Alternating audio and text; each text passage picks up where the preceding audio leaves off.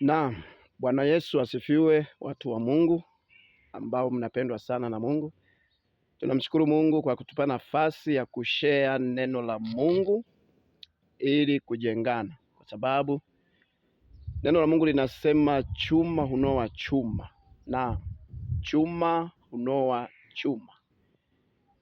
Na mahali pengine akasema, kama watoto wachanga mliowazaliwa, yatamanini maziwa ya akili yasiyogoshiwa, ili mpate kukulia wokovu. Yes. Kwa hiyo tunayo fursa ya kushare neno la Mungu.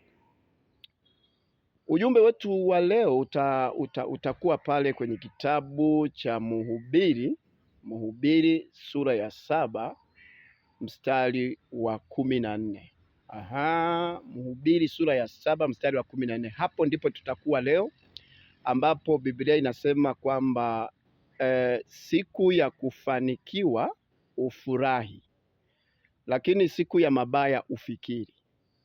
Sasa neno hilo ni kubwa sana, neno hilo ni kubwa sana kiasi kwamba ukilielewa linaweza likabadilisha kabisa hatima yako.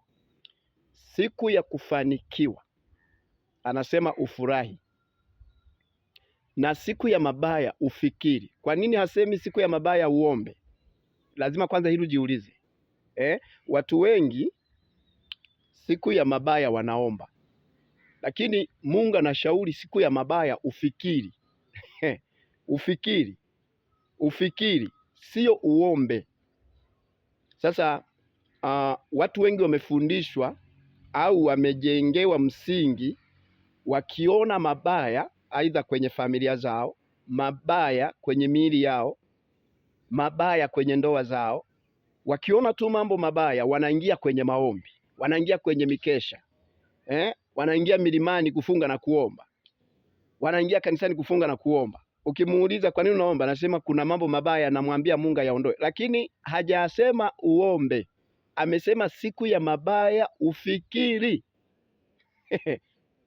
Ufikiri, sio uombe. Ufikiri. Na hivi ninavyoongea yawezekana, of course hapa naongea na makundi ya watu wawili, makundi mawili ya watu. Kuna kundi la watu ambao wako kwenye wakati wa siku ya kufanikiwa, wanafurahi, maana Biblia inasema siku ya kufanikiwa ufurahi, lakini siku ya mabaya ufikiri. Yawezekana kuna kundi lingine liko kwenye siku ya mabaya. Kwa hiyo ninapoongea hivi, Roho wa Mungu yuko juu yangu na yuko ndani yangu. Kuna kitu anakuelekeza kupitia kinywa changu. Kuna ujumbe Mungu anajaribu kukusogezea hapo ili kukuvusha. Yawezekana uko kwenye kipindi cha siku ya mabaya, Mungu anataka kuvushe salama, kwa sababu Biblia inasema kwenye Mhubiri sura ya 3 kwamba Mungu amefanya nyakati tofauti tofauti, kwamba kuna wakati wa kuzaliwa na wakati wa kufa, kuna wakati wa kufanikiwa na wakati wa kukosa, kuna wakati wa nini. Kila jambo lina wakati wake, amesema hivyo. Sasa hizo nyakati tunahitaji kuzielewa ili tuweze kujua namna ya kuishi nazo.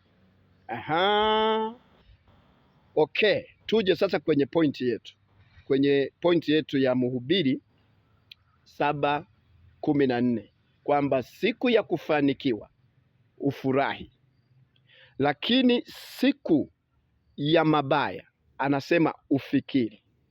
Nataka ulikamate neno hili.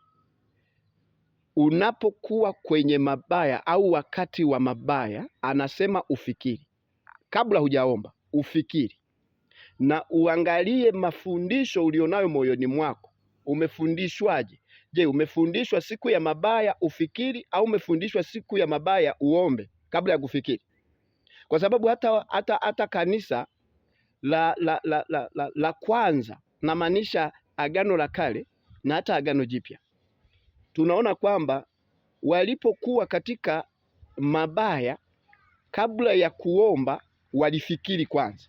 Sasa ninapokuja kwenye ujumbe wetu hapa ambao unasema siku ya mabaya ufikiri, nataka nijikite kwenye pointi moja hii kwamba usipojua kitu cha kufikiri katika siku za mabaya, ina maana hilo jambo linakuwa ni baya kuliko lile jambo lililokupata. Narudia, usipojua cha kufikiri katika siku zako za mabaya, ina maana hapo, yani usipojua cha kufikiri katika siku za mabaya, hilo ndio jambo baya la kwanza. Hilo ndio jambo baya namba moja kuliko lile baya ambalo limekukuta. Hujanielewa?